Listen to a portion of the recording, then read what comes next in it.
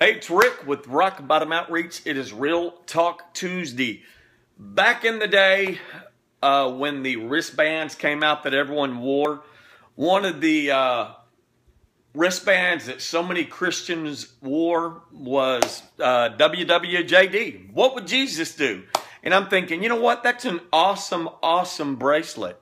But the question is, what would Jesus do? So in every situation, you must ask yourself, what would Jesus do? If there is a person on the corner that's homeless, what would Jesus do? If your boss fired you for something you didn't do, how do you respond? Well, what would Jesus do? If someone on the street robbed you at gunpoint, what would Jesus do? If let's say someone gossiped about you, how would you respond? What would Jesus do? Well, here's where I'm going with this.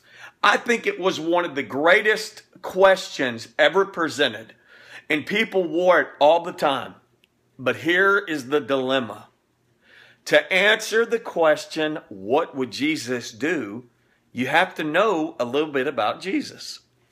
And I'm not casting a stone, because I'll be honest, it was not till I hit rock bottom in '08 that I did not have a clue what Jesus would do about anything. And I'm just being completely real and honest with you. I could not answer that question.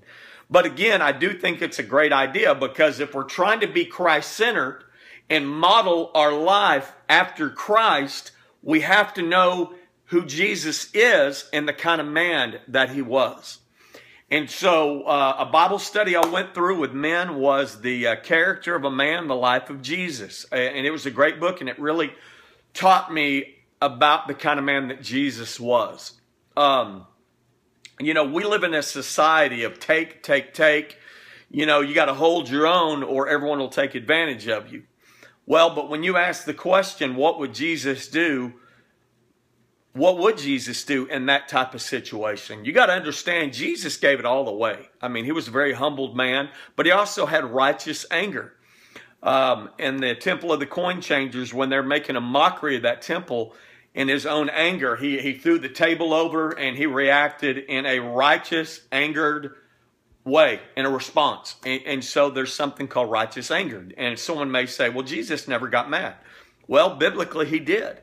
And so if you spend any time in the Word, you know that. Now, I'm not trying to make you feel foolish, but again, for you to answer that question and for you to respond in a Christ-like way, you have to know a little bit about him.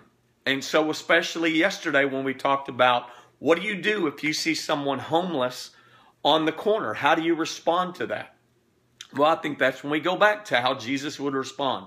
But let me pick up God's Word. And I want to read one thing out of here. And it is John chapter 11, verse 35, where it says, Jesus wept. That simple phrase, Bible verse, tells you a lot about Jesus and his compassion and his emotions. Especially when as men we say that men don't cry. Well, if you're trying to teach your kids to be Christ-like, that's not true. Here's where I want to encourage you today. A lot of new believers that are trying to learn the Bible and a little bit about who Jesus was, I always tell them to read the book of John. And that's what I'm telling you.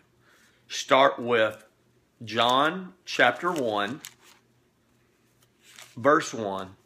And it's the Word became flesh. And I want you to take time and read that chapter. That really gives you a good look about the kind of man Jesus was and the miracles that he performed. So the next time you ask yourself, or someone says, what would Jesus do? You might be able to give a little insight of what Jesus would do.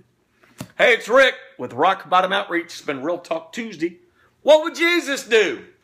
Bam! Have a great day.